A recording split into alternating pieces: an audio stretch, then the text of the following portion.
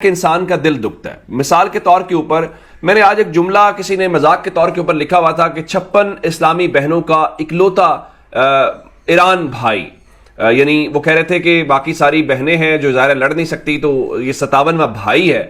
اچھا، اس کے بعد آپ نے دیکھا کہ پاکستان اس سارے سینیریو کے اندر ایک انتہائی irrelevant سچویشن میں ہمیں نظر آیا کہ کسی نے بادر نہیں کیا کہ پاکستان کی پوزیشن کیا ہے، پاکستان کیا کہہ رہا ہے، یا پاکستان اس کے اوپر کیا کرے گا.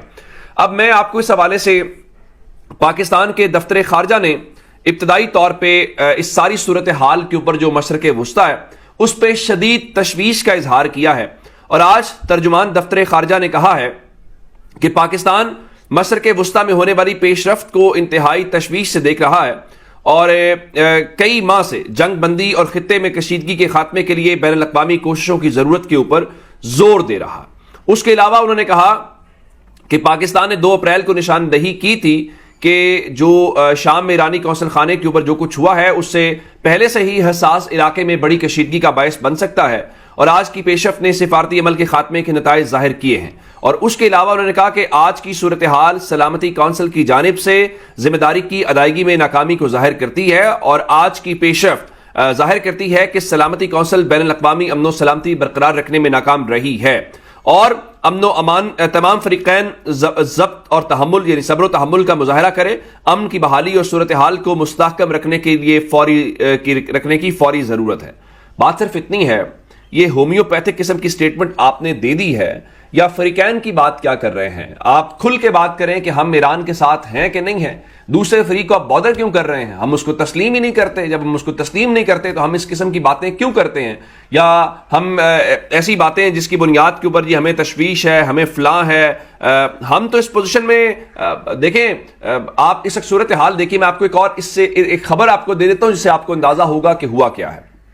آپ جانتے ہیں کہ ایران کے قونصل خانے کے اوپر حملہ ہوا. انہوں نے کیا کیا اس وقت؟ انہوں نے، آپ کہیں گے جی کوئی اندر نقصان نہیں ہوا فلاں. دیکھیں، انہوں نے ایک اپنی سرزمین سے کہا بھائی ہمارے اوپر حملہ ہوا تو اپنے گھر سے حملہ کر کے جواب دیں گے. دوسرا انہوں نے بتایا کہ یہ نہیں ہو سکتا کہ اس بے مہار ملک کو یا اس ایک قابض طاقت کو ہم اس طرح سے کہیں کہ وہ جس کے اوپر چڑھ دوڑے، تباہی اور بربادی کرے. آپ جانتے ہیں کہ گارڈین نے چند روز پہلے ایک سٹوری دی تھی جس میں بتایا گیا تھا کہ جو انڈین خفیہ ایجنسی ہے اس نے پاکستان کے اندر لوگوں کو چن چن کے ان کی جان لی ہے، اور 20 کے قریب. اور اس کے بعد انڈین جو وزیر دفاع اس نے کہا جی ہم گھس کے ماریں گے، اس قسم کی بات کریں گے. آج کی خبر ذرا سنیے گا، آپ اندازہ کیجئے گا کہ دنیا کیسے بیہیو کر رہی ہے اور پاکستان کے اندر صورتحال کیا ہے. خبر یہ ہے کہ لاہور کا علاقہ ہے اسلام پورہ. اب لاہور کے اسلام پورہ کے اندر وہاں پہ ایک آج صبح سویرے نامعلوم مسلح موٹر سائیکل سوار آتے ہیں اور وہ ایک عامر تانبا نامی شخص کے اوپر حملہ کرتے ہیں، اس کے اوپر فائرنگ کرتے ہیں اور وہ زخمی ہو جاتا ہے. اب آپ کو پتہ ہے یہ عامر تانبا کون ہے؟ میں آپ کو بتانا یہ چاہتا ہوں کہ سن 2013 کے اندر جیل کے اندر ایک بھارتی یہاں جاسوس تھا سربجیت سنگھ، اس کے اوپر اس نے حملہ کیا تھا، اور سربجیت سنگھ جو ہے وہ زخموں کی تاب نہ لاتے ہوئے دم توڑ گیا تھا. اب عامر تانبا جو ہے وہ تھوڑا عرصہ پہلے ہی کوٹ لکھپت جیل سے نکلا ہے. وہ جیسے ہی اپنے علاقے میں پہنچا اس کے اوپر حملہ ہو گیا. اب آپ ذرا لنک کیجئے گا اس چیز کو، وہ جو انڈیا پاکستان کے اندر لوگوں کو مروا رہا ہے. اب ان کے جاسوس کے اوپر جس بندے نے حملہ کیا انہوں نے اسلام پورہ کے اوپر آج اس کے اوپر فائرنگ کر دی ہے. اب آپ کو سمجھ آ رہی ہے کہ ہم کیا کر رہے ہیں؟ اور وہ ہماری پولیس کہہ رہی ہے جی علاقے کو گھیرے میں لے لیا ہے، جی CCTV فوٹیج ہے اور علاقے میں اگر شوٹرز ہیں تو ہم ان کو ڈھونڈ رہے ہیں. ایک ہماری یہ صورتحال ہے، اور دوسری جانب ذرا آپ دیکھیے گا کہ دنیا کے اندر کیا صورتحال ہے وہ بھی آپ کے سامنے ہے. اور یہی بات فواد چودھری کہہ رہے تھے کہ دیکھیے یہ ایران کے بے شک جو ڈرونز ہیں وہ علامتی کیوں نہ ہو، اس کو بھی چھوڑ دیتے ہیں کہ جہاں ٹارگٹ ہوا، ہٹ ہوا یا نہیں ہوا. کم از کم یہ تو ہوا وہ جو اس قابض ملک کے بارے میں ہم کہتے ہیں جی وہ ناقابل شکست ہے یا اس کو کوئی چیلنج نہیں کر سکتا. کم از کم کوئی یہ تو ہوا کہ کسی نے کہا بھائی یہ نہیں ہو سکتا کہ وہ ملک جو ہے وہ ایسے ہی چلتا رہے اور اس کی طرف ہوگا نہیں. اب میں آپ کو بتانا چاہتا ہوں ایران کے صدر سے متعلق کہ اس وقت ایک امپورٹنٹ ڈیولپمنٹ یہ ہے کہ ایران کے صدر کے دورہ پاکستان کی خبر آ گئی ہے. اب اس سارے سینیریو کے اندر یہ مزید ایک امپورٹنٹ ڈیولپمنٹ ہے، اور اب اس کا امپیکٹ کیا آئے گا یا اس کے کیا اثرات ہو سکتے ہیں وہ بھی اپنی جگہ پہ بہت ہی اہم ہے. ایران کے جو صدر ہیں ابراہیم رئیسی صاحب، وہ 22 اپریل کو ممکنہ طور پہ پاکستان پہنچیں گے اور 3 دن کا ان کا پاکستان کا دورہ ہے. اب اس دورے کو کیا کہا جائے گا, کیسے ڈسکس کیا جائے گا, یہ بہت ہی ایک امپورٹنٹ قسم کی صورتحال ہے. پاکستان کیسے بولے گا یا پاکستان سٹانس لے گا, ابھی تو ہم صرف تشویش کا اظہار کر رہے ہیں, ہم صبر و تحمل کی تلقین کر رہے ہیں. اور دوسرے نمبر کے اوپر پاکستان کی جو فضائیہ ہے اس کو بھی الرٹ رکھا گیا ہے. اب آپ کہیں گے کیسے؟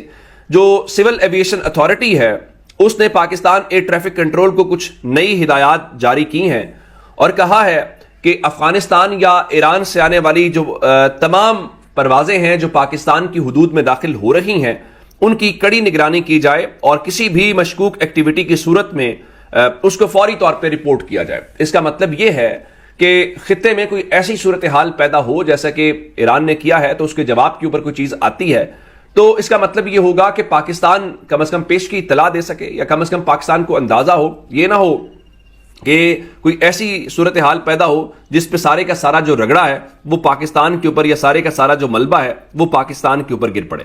اچھا, اب اس سارے سینیریو کے اندر ایک امپورٹنٹ ڈیولپمنٹ یہ ہے, میں آپ کے سامنے سٹاک مارکیٹ سے متعلق امپیکٹ ڈالنا چاہتا ہوں. ایک تو ظاہر ہے کہ جو تیل کی قیمتیں ہیں اس کے اوپر تو ظاہر فرق پڑے گا ہی فرق پڑے گا. اب سعودی عرب کی جو سٹاک مارکیٹ ہے وہ 1.1% اس کا انڈیکس گر گیا ہے. قطر کی جو سٹاک مارکیٹ ہے وہ 1.6% گر گئی ہے. اردن کے متعلق جو ظاہر ہے وہ مدد ان کی کر رہے تھے ان کی سب سے زیادہ سٹاک مارکیٹ گری ہے اور وہ 5% گر گئی ہے, جبکہ جو کویت ہے اس کی سٹاک مارکیٹ بھی 1% گر گئی ہے, جس کا مطلب یہ ہے کہ مشرق وسطیٰ کے اندر ایک جو بحران ہے وہ ہمیں بھرپور طریقے سے دکھائی دے رہا ہے. اب یہ تو ہو گئی ایک صورتحال. اب دوسری جانب آتے ہیں عمران خان کی طرف. عمران خان اور اڈیالہ جیل, جس طرح میں نے آپ کو شروع میں بتایا کہ پاکستان کے دفتر خارجہ نے بڑا ہومیوپیتھک قسم کا جواب دیا ہے یا ہومیوپیتھک قسم کی گفتگو کی ہے. بھائی آپ کھل کے بتائیں نا کہ جناب یہ ان کا حق دفاع ہے, ان کے اوپر حملہ ہوا ہے. گو کہ ہم نے بھی ایران کے ساتھ کچھ دن پہلے ہماری بھی تھوڑی بہت ہوگی, لیکن ہم آپس میں بھائی ہیں, ہم نے مسئلے کا حل نکالا اور جائز تھا دونوں طرف سے. لیکن وہاں تو ہمارا دشمن مشترکہ ہے, اس کے اوپر تو کوئی رائے نہیں ہے, اس کے اوپر تو بطور مسلمان کوئی کنفلکٹ ہی ہمارا نہیں ہے, اس کے اوپر تو یہ بھی تفریق نہیں ہے کون سنی کون شیعہ کون کس ملک سے ہے. جہاں پہ بھی کلمہ پڑھنے والا کوئی بھی مسلمان ہے وہ اس بات کے اوپر یکسو ہے, وہ متحد ہے. دیکھیے میں آپ کو ایک بات بتاؤں, حکمران اور مسلمان ممالک کی عوام اس کی ترجیحات ہمیں یکسر مختلف دکھائی دے رہی ہے. آپ کہیں گے کیسے؟ کیا اردن کے مسلمان جو ہیں وہ ان کی جو حکومت نے کام کیا اس کے اوپر خوش ہوں گے؟ سوال ہی پیدا نہیں ہوتا.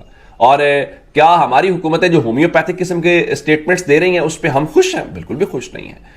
لوگ کیوں ایران کو اتنا پریز کر رہے ہیں, کیوں ایران کی تعریف کر رہے ہیں کہ کم از کم کسی نے ہمت تو یار کی نا. یہ جو ہم نے اپنے وہ شکست خوردہ ذہنیت ہے ہم اس سے تو نکلے ہیں نا, یہ کیا طریقہ کار ہے؟ اب میں آپ کو بتانا کیا چاہتا ہوں, میں آپ کو بتانا اس حوالے سے یہ چاہتا ہوں کہ عمران خان جو ہیں جب وہ حکومت کے اندر تھے تو وہ کہتے رہے, اور یہ عمران خان کا کلیم نہیں ہے, یہ حامد میر کا کلیم ہے, کہ کون تھا جو اس وقت عمران خان کے اوپر دباؤ ڈال رہا تھا کہ آپ جو ہے اس غاصب کو, اس مسلمانوں کے قاتل کو اور اس کو آپ جو ہے وہ تسلیم کریں.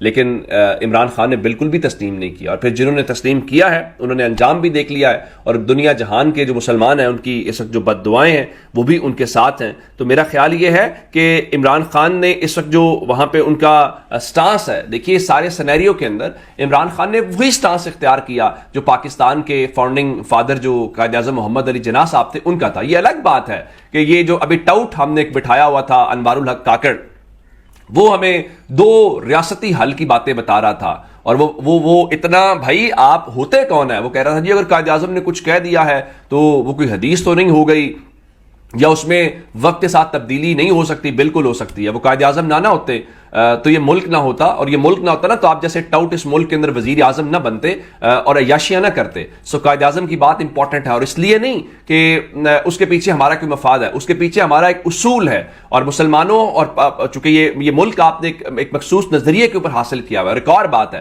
اگر آپ نے اس نظریے سے ہٹ گئے تو یاد رکھیے گا کہ انڈیا اور دنیا کو پھر آپ اس اپنے کشمیر والے معاملے کے اوپر آپ بھول جائیے گا، پھر آپ مت توقع رکھیے گا کہ دنیا اس کے اوپر، آپ اس اصول کے اوپر سمجھوتا کریں گے۔ تو یاد رکھیے گا قومیں، یہ ہماری عمر تو بھی 75 سال ہے بھائی، 75 سال تو کچھ بھی نہیں ہے، قومیں 75-100 سال بھی اپنے سٹانس سے، اپنے اصول سے پیچھے نہیں ہٹتی۔